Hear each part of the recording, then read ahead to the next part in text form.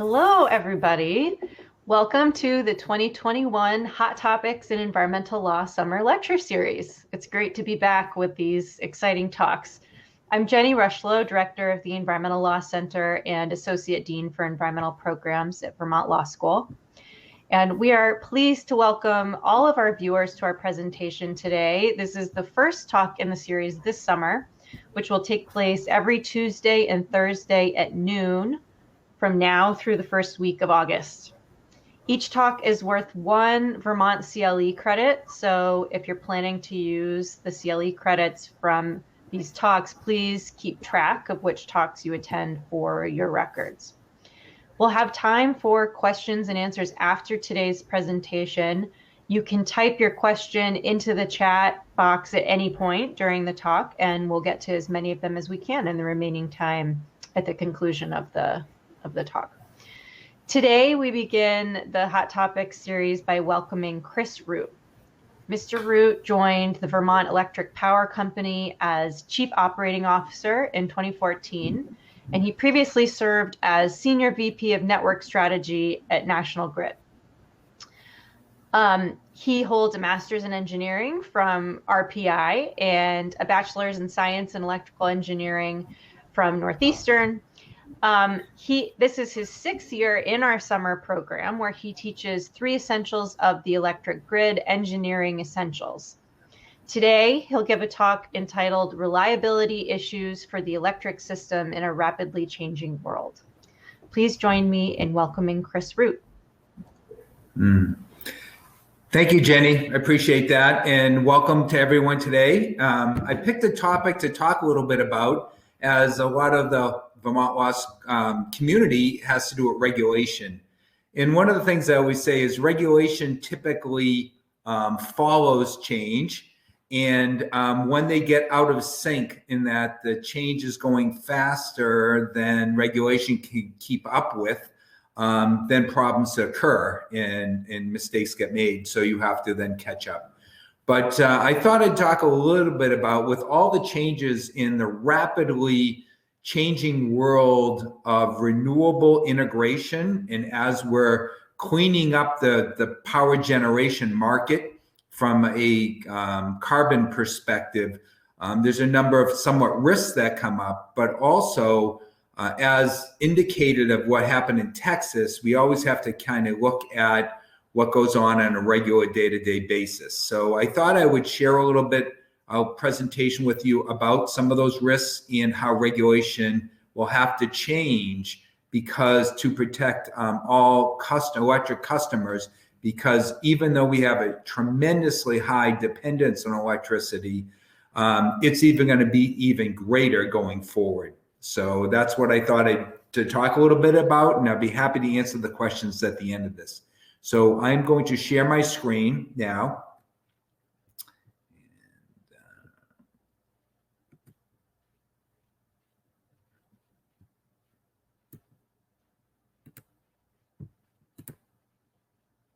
Okay.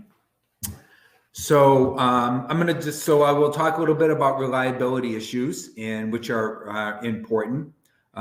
We all care about reliable electricity, and it is a huge important component of everything we do today.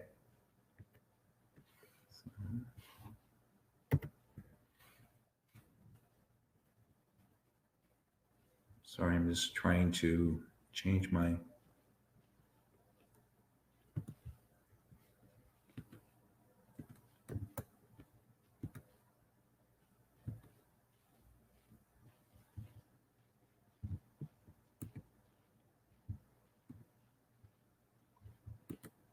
There we go.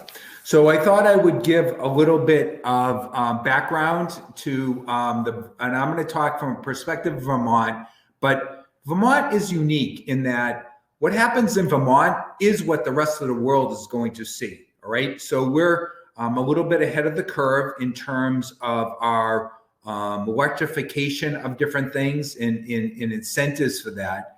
But also the fact that we are very much a state that does not have a lot of carbon generation, carbon producing electric power generation at this point in time. And as the rest of the country catches up to us in these areas, a lot of the things that we're seeing in Vermont can be extrapolated out throughout across the world. So that's why there's a lot of attention on Vermont, and I do a lot of speaking around the country, talking about the things that we're seeing here and what does it mean for other states. So our nuclear plant in 2014 shut down. So that was a major supplier of energy in the state of Vermont. So that shut down in 2014. We didn't replace it with a lot of other generation. The decision was obviously to try to go to renewables. So there's very little carbon-based generation in the state, and what little we do have is in the form of a wood burning that burns waste wood in Burlington, and at this, which is our largest single plant, besides a wind plant, which is a little bit bigger. But the other ones, there's a couple of emergency jet fueled combustion turbines, but they very rarely ever run. They only run if there's an emergency, so they don't generate much carbon. So in giving some background, the load in Vermont is about 1,000 megawatts, and it's been that way for several years, about 10 years. But it is interesting that is 1,000 megawatt peak in the winter and in the summer. So we're right at the point where our winter peak is the same as the summer. It's a little bit unique. We expect in the future, though, that our winter peak will be greater than the summer peak. We'll be flipping over for different reasons, and I'll talk a little bit about some of the issues associated with peak and what we have to deal with in the peak load, because you have to design for your peak, but some of our renewables, particularly the photovoltaic, is not real helpful during the peak hours. So all peaks typically were always after dark in the winter time. Typically the peak hour would be about 6 p.m. on a cold winter night when it's very, very cold. People are home, they're cooking, they have electric lights on, electric heating may be working, all those type of appliances are being used. So always the winter peak always was after dark. But we are unique. We're the only state in New England that our peak load occurs at between 8 and 9 o'clock in the summertime. And the reason for that is that we have now we have over 400 megawatts worth of photovoltaic energy in the state, within the state of Vermont, and many of that is on rooftops and barns and smaller fields. And those have a tendency of reducing our overall electric load. So they subtract from the load. And so when the sun is shining, our load is very low. And we have actually, our lowest, we've been the lowest is usually in the spring on a sunny Sunday afternoon. And then we would actually, our load has been below 200 megawatts, which is extremely low.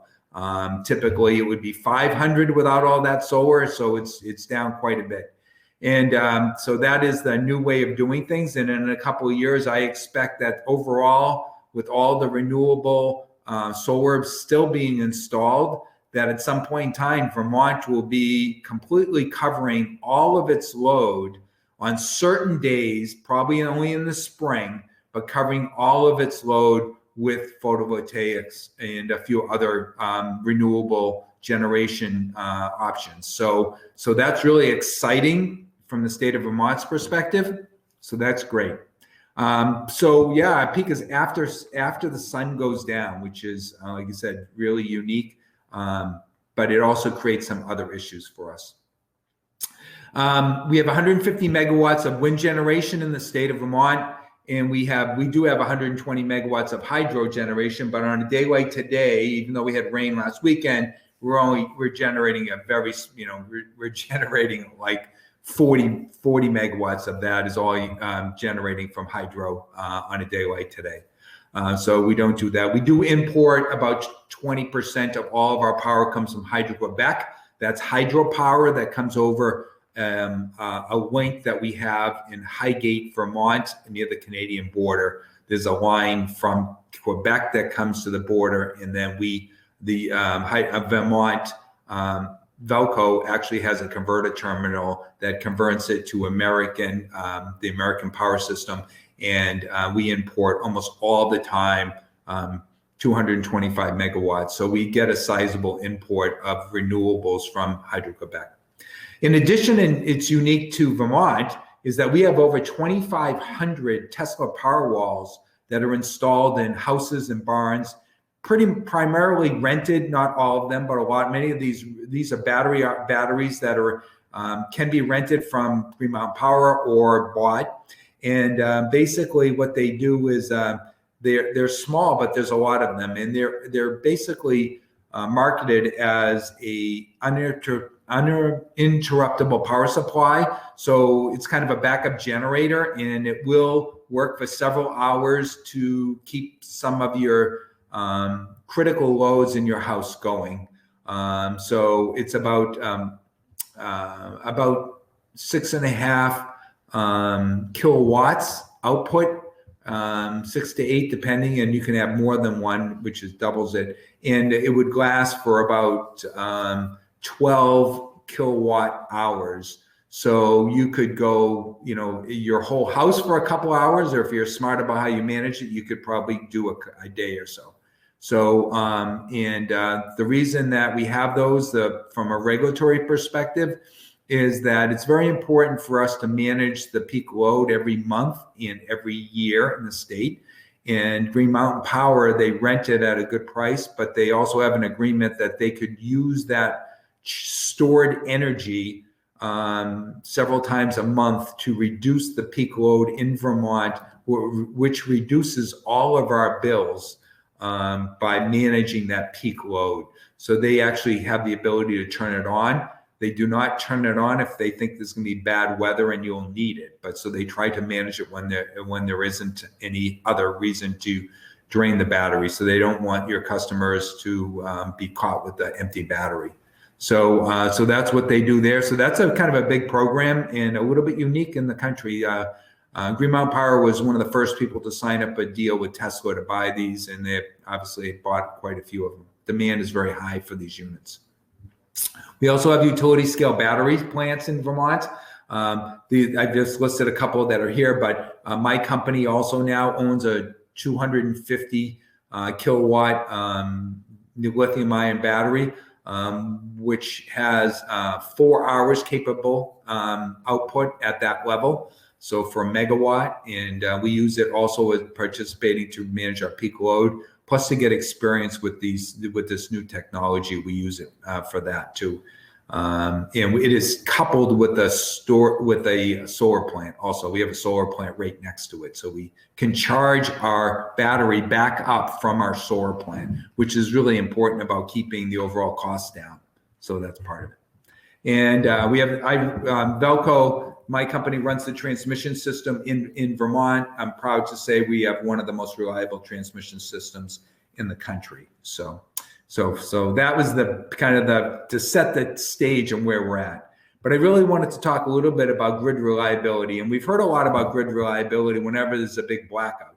So in the case of like Texas, which got a lot of publicity about what happened in Texas in February, I thought we'd just talk a little bit about reliability and the energy policy issues which could impact reliability and need to be taken into account.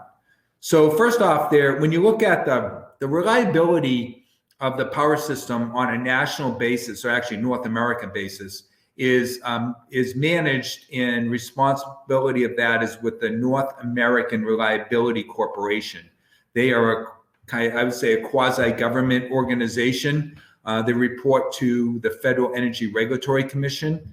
They're headquartered in Atlanta, Georgia, and they monitor reliability and set the reliability rules for all transmission utilities in the United States and in Canada also. And there's two types of reliability.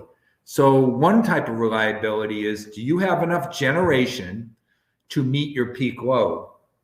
Or do you have enough generation to meet every hour's worth of load every single day? So that's the first thing. Do you have enough generating capability? And I'll talk about that in my next slide. Do you have enough generation to meet demand of everyone? The second thing is, can you get it from where it's generated to the people who have to use it, right? So the transportation system, of which VELCO is part of that, the high voltage transmission system is your interstate highway system, right? So do you have the interstate highway system, and then you have the local roads and the local streets? Are they all working correctly so that you can get the electricity from where it's being generated at any one time to the customers who demand and want to use it at that time, whenever they want to use it? So two things: is there enough supply at the factories? You have enough factory capability at all times? And two, can you then get it from that factory to every home and business that needs to use electricity? Two different types of reliability that I want to talk about, and both of them are being impacted with the rapid changes going on in the types of generation. All right, so we're going to be adding a very large amount of renewable energy on the system. We are very quickly shutting down coal plants. There's only one coal plant left in New England. That's in Bow, New Hampshire. But it doesn't run very often. Typically, it only runs in the winter time when natural gas is not super available. It's in its priorities to be used for heating homes. But just to let you know, I checked before I started today, and today the amount of generation in New England, and New England is run as one grid. All 6 states is run as one grid. So 54% of all the electric energy being generated today is by natural gas. This is today on Thursday. So 54% from natural gas. 31% is nuclear from the 3 large nuclear plants still in New England. That is Seabrook Nuclear Power Plant, and then 2 plants that are in Connecticut. Those 3 supply 31% of today's energy as we speak. Our renewable percentage is 10%. So it's kind of still a small number, and it's kind of cloudy today. So some of the solar is cut back because of that. But that also includes the wind farms that are across the region. And the hydro is low today, only 4%, and all across New England. Part of that is kind of the drought. We did have a lot of rain, but a lot of that's now gone already through the rivers and the dams. So our peak load today is about 14,000, which is a light period of time. It's not very high. 14,000, not very high. Our total peak is like 27,000. So we're at 14,000, a little less than that. So there's plenty of generation around, but not everyone think, that as we change the mix, we still have between the nuclear and the natural gas, we're at 85% of today's generation today as we speak is being supplied by more traditional generating plants. Not everyone understands that, but that is true. So as we're changing the system, I thought I'd just talk a bit about how difficult it is to keep the lights on. So one of the things about electricity, alternating current electricity that we supply and use on a regular basis, is that when you turn on a light switch, okay, and you start using some more electricity, that is that demand for electricity goes up a little bit. Well, some generator somewhere has to increase its supply on an instantaneous basis to be able to meet that new demand. And we take that completely for granted, that when we start using electricity or our refrigerator kicks on or anything else that we use, that plug in your electric car, anything that uses more electricity, a generator somewhere started to work harder to supply that additional demand on an instantaneous basis. So how do we do that balancing between how much supply and how much demand is? How do we balance that out? We do that by measuring the frequency. Our frequency in North America is 60 hertz or 60 cycles per second. But as demand increases, your frequency, and you don't supply more, the frequency will slow down. So the system slows down, it goes to 59.99, 59 goes down a little bit. So that by measuring and monitoring the frequency, we can increase the supply. And that's what we use as our gauge to either add more supply or reduce supply. So the supply is what really more of a controllable, always has been a controllable in doing that. One of the recognitions is that in the future, we'll have to do better about managing demand. And one example is that, a Tesla charger can use up to 9 kilowatts and when it's charging, and that is that's the same load as the whole rest of the house. So if you have a lot of people all decide that they want to charge their cars at 5 o'clock as they return from work, or 6 o'clock when in the wintertime when everybody else is cooking, that's probably not the good time to allow those cars to charge. So you're going to have to manage those and say that some cars can charge, some cars will wait, and then you're going to have to shift those type of things around, just because the system is not going to be able to withstand all of that increase in electrical use. At the same time, we want to electrify the system. For obviously, transportation is the biggest culprit when it comes to carbon emissions, and at the same time, heating loads. We have an opportunity to electrify them and use clean electricity to supply our heating demands, and not use fuel oils or propane or natural gas or even wood. So using lower carbon base to heat our homes is going to be one of the things that all of us will be pushing for, and it's going to happen. It's going to happen over time, but that it makes it trickier to manage the supply and demands. Do that when they get out of whack, like they did in Texas, where the supply was dramatically decreased. They did not have enough generation. Some of the renewables are off, but the bigger issue was the natural gas plants had supply problems getting natural gas to them, and the natural gas generators were also having issues with supplying enough. They literally froze up. They had water lines that froze up. The plants all tripped off. So we had this huge problem where we had a lot of demand because it was cold out, and we did not have the supply. The frequency went bonkers from a decrease, and they had to turn off customers to try to get it back under control. That's your worst case scenario. That's what causes big blackouts. And then it took a long time. And Texas is unique because Texas is one of the few islands in North America where they do not have many connections to the outside world. It's Texas. It's its own little, it's their own electrical system, and it's not tied to the rest of the world. In New England, we supply. New York helps us out. The Maritimes in Canada helps us out when we have issues with supply, and they can supply us in the short term to get us through troubled times. Quebec is the only other electrically isolated province in Canada. All the rest of Canada is tied to the United States except for Quebec. So we have to do unique things to import power from Quebec, and they have to do unique things to export to their Ontario and the Maritimes. So they're very similar to Texas. So Texas and Quebec are the two areas that are not tied to the rest of the grid in North America.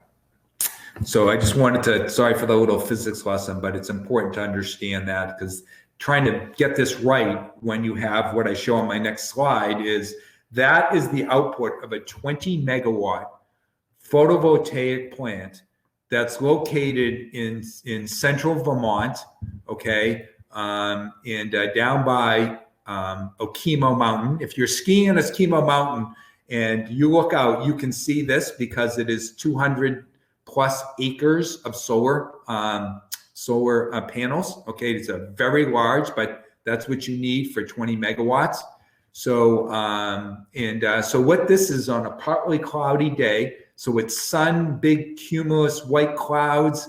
So this is the output of this plant during the day. So in the morning on the left-hand side, the sun comes up and we start generating stuff. But on this particular day, some big clouds came by. You can see that output changing quite a bit, right? So the traditional utility operators are used to having plants that pretty much they can tell it what to do. Well, when we become more weather dependent generation, we're relying on weather, we can't control the clouds. can't even predict those clouds that well, to be honest. A lot more work's got to be done on weather forecasting to get it down to that granular level of when the cloud is actually going to hit. But so what happens is that 20 megawatts, which is the peak there, can drop off to 10 when a cloud goes by. It can even go less than 10 if it's a real big cloud. So you're dealing now with the slide before that talks about balancing supply and demand back and forth to now I don't really control the supply. It's kind of variable. So how am I going to make up for that? I'm going to have to figure out a way to make up for that. Now, and storage could possibly do it in short blips to help fill that in and make it more constant. But you have to have another supply of energy somewhere to make up for that deficit, which you thought it was going to be 20 megawatts that day, but all of a sudden it dropped out. So you have to make that up somewhere. Right now, it's made up with gas plants, to be honest. Gas plants are the ones that regulate, and they're the ones that pick up the additional deficiency when your weather-dependent generation changes. Okay? So just an important point to make is that same thing goes for wind. Wind is not as constant, and I don't have a slide in here of the wind, but the wind definitely is gusty, particularly inland winds, and particularly the ones in Vermont, and they bounce around quite a bit. So you have to make those up to make sure that you can supply the energy to customers who demand it. So it's a little bit tricky. It's trickier than it was 10 years ago, I'll be honest. And so that's why the regulations are going to have to change to make sure that we always have enough. Some of the rules we've used in the past probably aren't going to be sufficient to make sure that when a cloud comes by or many clouds come by in a large area that's dependent upon photovoltaics, that we're not caught short, not having enough power to be able to make up that difference. So that's that. So the next one I want to talk to you about is, this is called the duck curve. And what this curve is, this is 2019 curve, but basically it shows that what happens in each year. Now, this is a 24-hour period. On the left-hand side is, middle of the night, and then goes back to middle of the night. And as what each one of these curves on is a different year. So it goes from 2015, 2016, 2017, 2018, 2019. Now, what you're seeing here is in the middle of the night, our load is very low and people are sleeping, not using much. Then they wake up, people start turning on, having breakfast, turning on the TVs, turning on the lights, turning on the coffee makers. So the load increases to a peak in the morning. Now, where we are in Vermont is the sun comes out. So the sun comes up, sun rises, and those charts are dropping in the middle of the day. Now, our lowest time of the year, now this is in April, and I will say that traditionally, almost every time in the April timeframe, our load subtracting out the solar that's there is below the middle of the night. So that was a big change that happened in 2018. We started having the lowest amount of use of electricity net was in the middle of the day in April, which was really totally different. Now, that purple one that shows the 2019, and like I said, in 2018, that went down to 400 megawatts. We went for an hour under 200 this spring already. So, and I do expect that to keep getting lower, so that that lower dip in the middle of the day is going to get bigger. Now, the sun starts going down, the load picks up, and you can see where our peak is now after dark. And traditionally, it's right when the sun goes down, we peak out, particularly in the summertime when you have air conditioning loads. They don't go away because the sun goes down. So the people using electricity starting to turn on lights and all that. So our peak is there. Now, like I said, this is springtime, not the middle of the summer. But I want to just call your attention to the top chart here. That is a day that it rained. So the bottom one on 2019 is a sunny day. The top one is the day it rained 2 days later. So 2 days, that's a big difference. That's a big gap, right? So you may have been counting on that generation. You can't count on it. You have to really look at the weather. We're weather dependent. And when you have clouds and you have rain, you have to have plan B really well done, really well planned out so that you can use something other than photovoltaic, because if it rains, you're up the creek if you're not careful. All right. Now, the other thing we looked at in Vermont is how many days a year do we have snow on panels? And we typically, the last 3 years, we've had up to 5 days where we've had snow on photovoltaic panels and they generated no power those days. So, and that's been pretty consistent. That's our gut feel. Also, not only shown by data, is that you can go 5 days without any photovoltaic generation in a state like Vermont with the snow that we get after a big snowstorm. It takes a few days for it to fall off. It takes days to melt off. We need to have some sunny days afterwards to be able to do it. So, so we have to be able to factor that in, that we may not have solar for 5 days or more, or a little bit longer. So it's another complication for us that they didn't have to deal with in the past. So it's just a new operating position to do. You have to make sure we have enough reserves to cover that for those number of days. And in the wintertime, it's trickier because if it's really cold after it snows, the demand for natural gas is very high, and we are not adding any new natural gas capability. There are only 4 natural gas pipelines into New England as it is today. Those they're 100% subscribed, particularly in the wintertime when there is heavy heating load demand, and particularly in southern New England.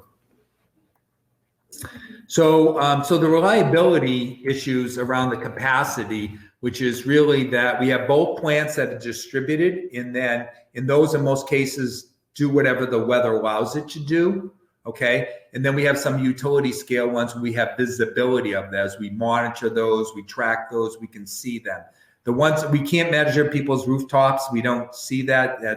So that makes it harder to know exactly what's going on there. So it's a little bit trickier for somebody like my company that's managing the transmission system.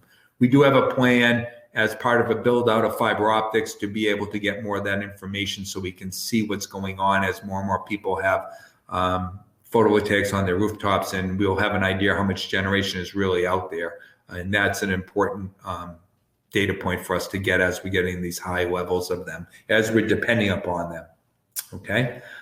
We do have some transmission issues sometimes, and we have to curtail some of the renewables just because the system was never built to be able to put that generation where it is. It's going in places that we were never designed to do, particularly the Northeast Kingdom, which could have a lot more renewable up there, but it was never designed for that. Just to give you an idea, in the Northeast Kingdom area, there is 450 megawatts worth of generation, pretty much all renewables, but there is only like 50 to 70 megawatts worth of load of use of power out there. So all that extra power has to get out of that area. That area was never designed to be a generating hub to generate outside. It was mostly designed for a few larger towns in one city and a bunch of farms, basically. That was all the electrical use up there. And suddenly, as we put in quite a few renewable generators up there, we're going to have to take a hard look over time. How do you pay for upgrading the power system? The rules that are in place today put the onus on the person building the next generating plant up there. And I do think that that's going to have to be relooked at and changed to how do we finance this, because it's going to be a bottleneck. There has to be a way for us to meet our objectives in the state and still get some of those, get that power out of the areas that it's being built, because a lot of the larger renewable projects will not be where people necessarily live. There just isn't enough land. So that's it. So I've talked about the other things there. And storage is important. It's being rapidly developed, but you really have to, the volume of storage you need to make up some of this stuff is staggering. And the idea that you could go 5 days without any solar and do it all on batteries is mind-boggling, because it's 5 days worth of 24/7. That's a problem. And it's just a very expensive. I think we're going to have to, there will be new storage technologies besides batteries that will be used and have been used for years. And we will continue to have to do that. So this is where the engineering is going to have to keep up with what's going on.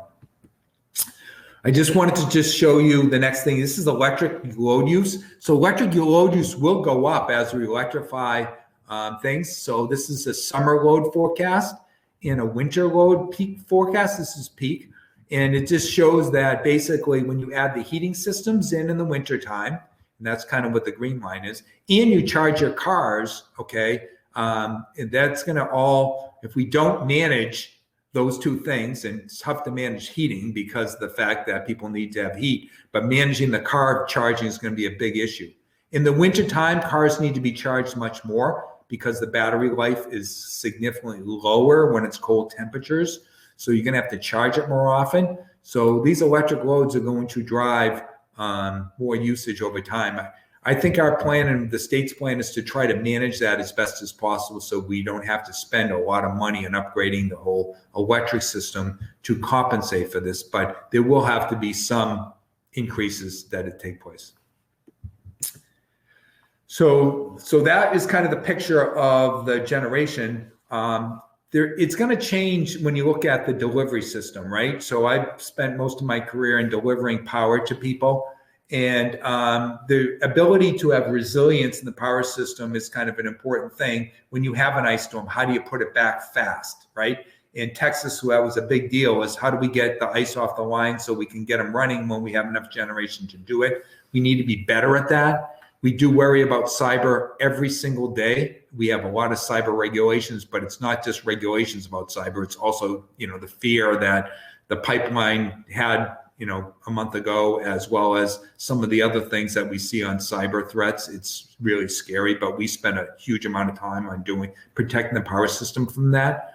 Our operating computers are not tied to the internet, but all your inverters that are in your homes and are. So that's scary to me. There's no regulations on those inverters. They also are all made in China. So I'm not saying that that's a bad thing, but I'm just saying that's a fact. So, I don't know what that means, but it scares me. And there's no regulations on it, which there really should be. There's no firewalls on it, which there should be. So things like that I can see changing over time. Offshore wind, the southern part of New England will be building significant thousands of megawatts of offshore wind will be built. It is good in that it runs more often than the land-based windmills. It also, they're much larger than the land-based ones. They're very big, and they're more constant because they're on the ocean. The wind is more constant there. So it's going to be a huge part of our mix, renewable generation mix over time. That's going to be great. But we have to build a lot of lines. Number one, you have to get a line through the water to get to shore. And then you're going to have to maybe reinforce some of the shorelines to do that. And how do you pay for those? And then on the local streets and roads, we need to make sure that we have to do more stormproofing and more weatherproofing. And the thing is, one of the issues is if you have an electric vehicle and you have a power outage, you can't drive if your battery is worn down. So you can't recharge your car, so you can't go anywhere. So that's even a bigger problem. That's a bigger problem to charge your electric vehicle. Same thing goes with when your electric heating is out. You need to be able to heat your house, and we're going to be more and more reliant on electricity for things.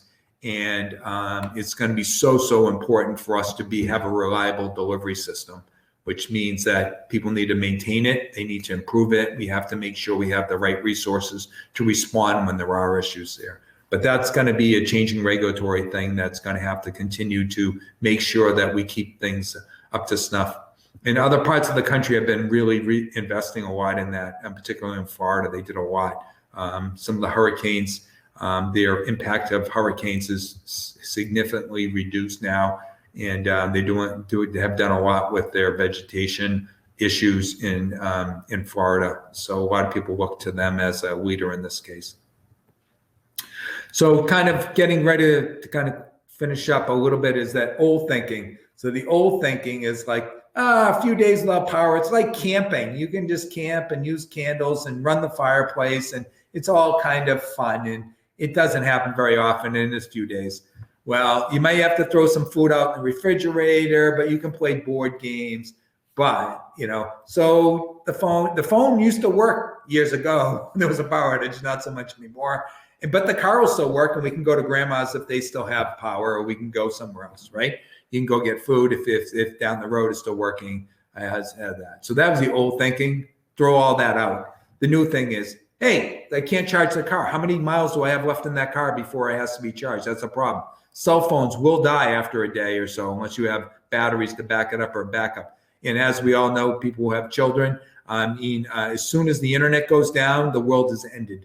Okay, so no internet, end of world. So that's an important thing for utilities to recognize, and that's a changing environment. The last thing people do before their cell phones die is go online, social media, and say bad things about the local utility, which is never good for the people who work in that industry. But at the same time, we recognize their frustration and need to do that. Our electric heat pumps are not working when the lights are out, right? So that's the issue. We're going to then use either something backing up or something carbon-based, probably. So that's a problem. We don't want to do that, right? So we're dependent more and more on electricity, but we haven't changed the regulations about reliability, right? They were based on the old model of thinking. We need to change and think differently to recognize that this is critically important to people's lives and how they conduct their life. And so as a result, those are some of the new things they're going to have to think about: reliability regulations, as well as how we spend money to keep those things, we need to improve our reliability over time, because society will not stand for not having a reliable electricity at a very high rate of reliability.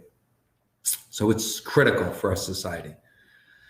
So the last things that I would like to just talk about is that North American Electric Reliability Corporation, their priorities when they look at risks. So this is their risk chart that they look across the United States, and they're working with the government also, is that they say the 4 big risk areas right now going forward is the grid transforming. So as we change all of these generating plants and get rid of the old ones that we were real comfortable using and running a power system with, and we replace them with renewables, which is what we're going to do, and we're doing it rapidly, that all of the knowledge base and all the smart engineers are spending time recognizing what's different and what does it mean, and to make sure we don't make a misstep. Okay, so there's a lot of issues with it that are listed there. I'm not going to go through them all, but this change of the generation thing is a big deal, as I talked about the balancing of generation and demand.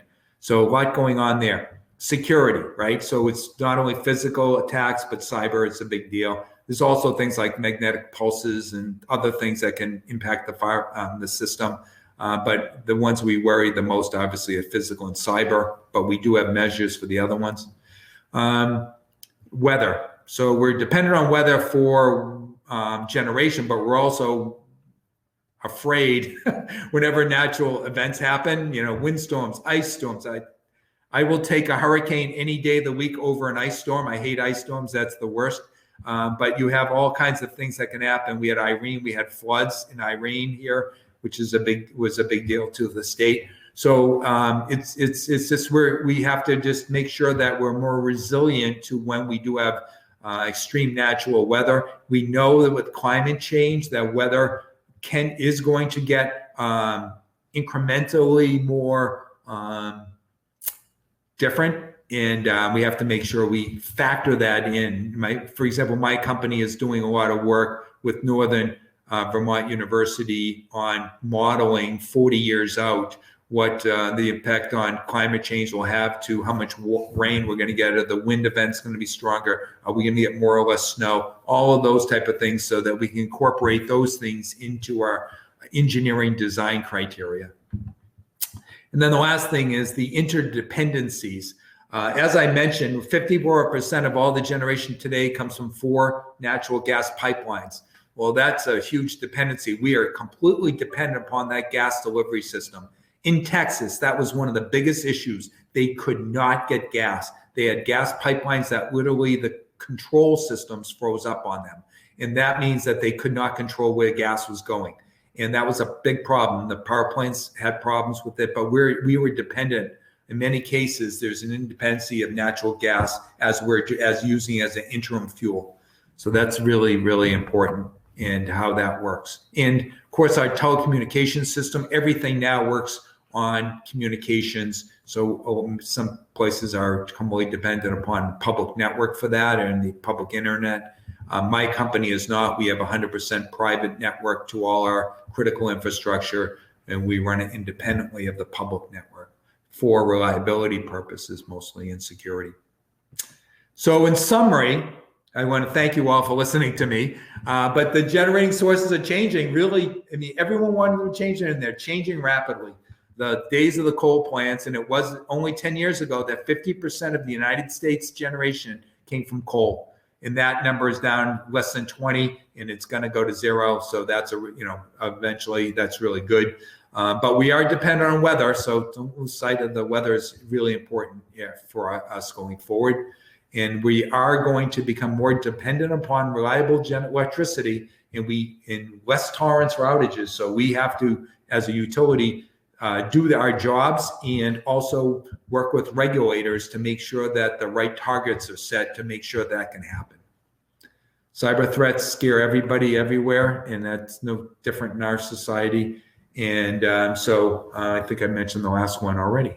So with that, I'm more than happy to open it up to questions. I hope you found my talk informative, or at least made you think a little bit from a different perspective, or some of the engineering challenges we're going to have going forward with this changing world. So I think I will open it up to questions at this point.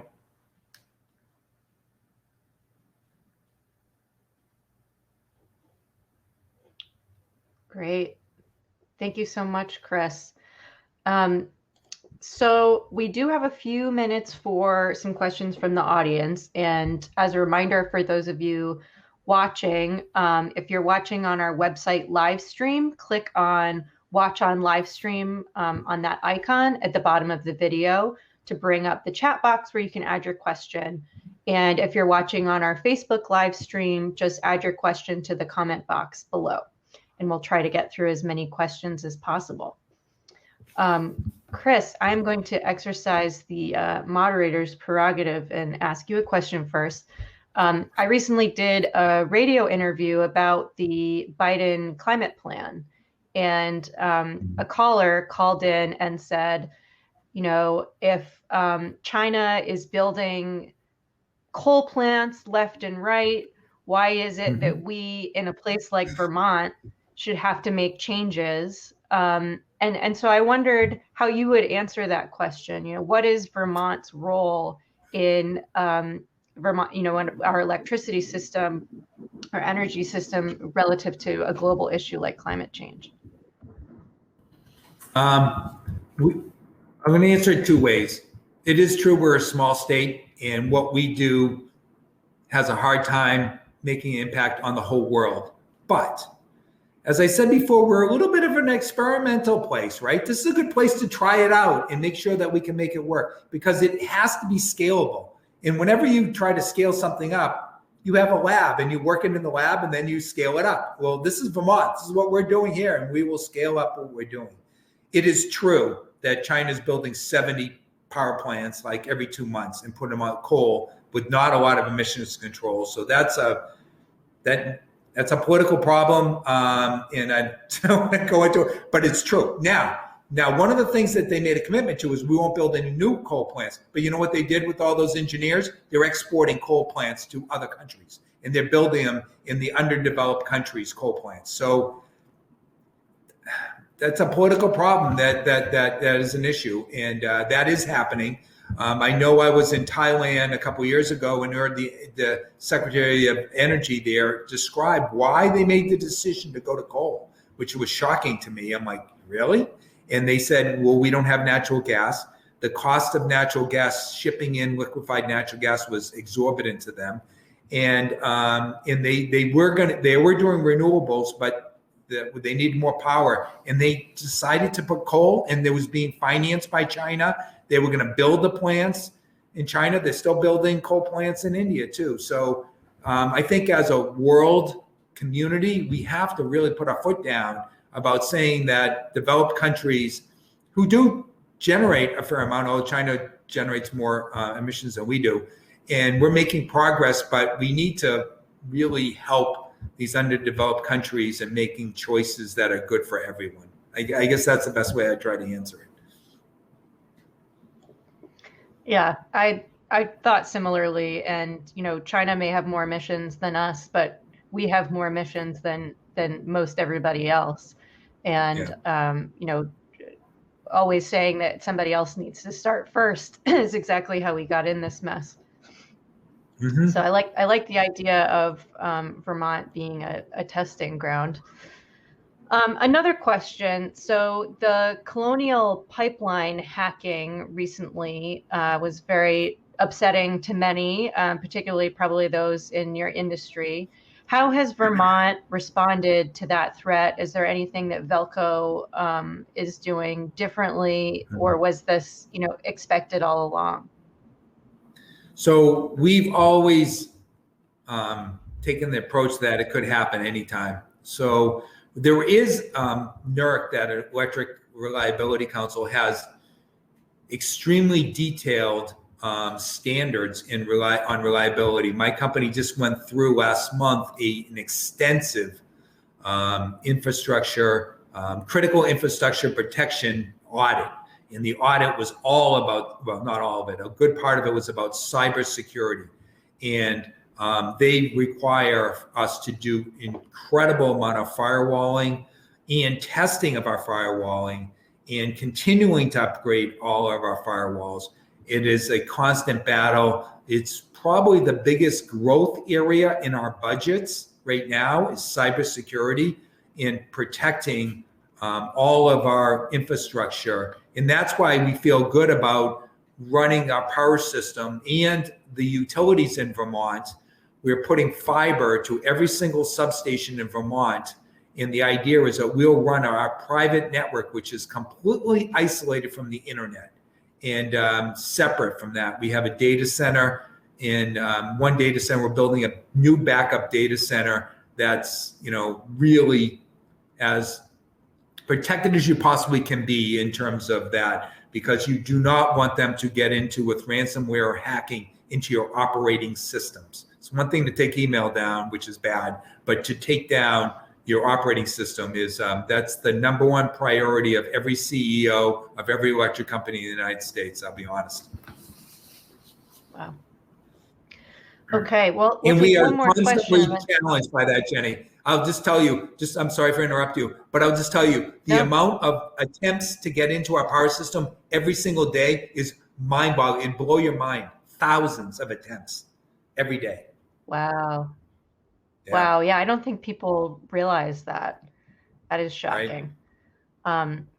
Okay. We're going to do one more question. Then I know you're teaching at 1 o'clock. So we'll wrap up after that. So how did the work from home period of the last year, what did it reveal about mitigating peak demand that wasn't known or thought of before? Good question. So restaurants obviously weren't using as much power, but people use a lot more at home. So it actually changed to more residential use than use in buildings. So overall, demand was off a little bit in general, mostly due to factories and other places that were off for a couple months. But they came back after about 3 or 4 months. You started to see some, at least the manufacturing side, starting back up. The restaurant and commercial and the shopping business is just now really catching up to where it was. So we did see a reduction in demand during that time, but more people were home. They ran their air conditioners more than they would have. They would have turned them off when they went to work. Now they were running them at home. So we saw more residential increases in load. Probably less efficiency in cooling off every single house than having people located together in one building that you can cool. Yeah. Okay, well, we are out of time, so we're going to wrap up today's talk. Thank you, Chris, so much for your presentation. You're very And thank welcome. you to everyone who was able to join us today. Our next Hot Topic talk is on Tuesday, June 8th at noon Eastern Time, and it'll be with Professors Jim Murphy and Mason Overstreet, both from VLS, with a talk titled The Forest for the Trees, Short-Circuiting Environmental Review for National Forest Cuts. Hope to see you then. Thanks, everyone.